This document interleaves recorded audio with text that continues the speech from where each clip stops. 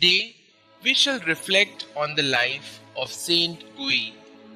Saint Guy, called the Poor Man of Anderlecht, was born in the country near Brussels in Belgium, of poor but virtuous and consequently content parents.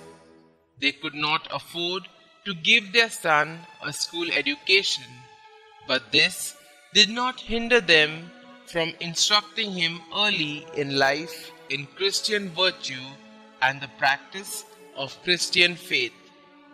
They would often repeat to him the lesson which old Tobias gave his son: "We shall have many good things if we fear God." Happily enough, young Guy loved poverty and learned to live ever contentedly, bearing all hardship. The charity which he had for his neighbor was no less active. He divided his pittance with the poor and often fed them whilst he himself fasted. A wanderer in his youth, Guy arrived near Brussels, where he showed such devotion before the shrine of Our Lady that the priest there besought him to stay on and serve the church.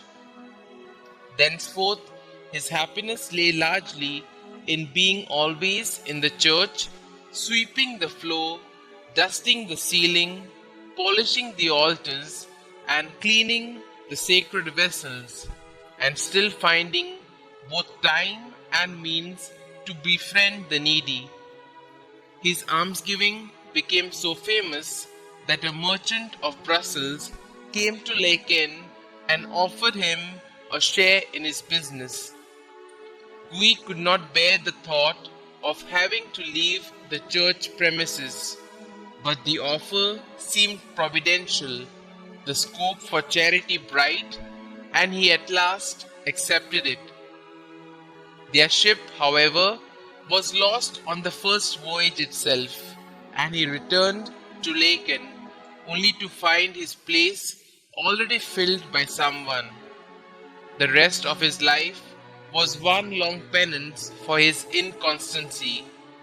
About the year 1033, sensing his imminent end, he returned to Anderlecht in his own country.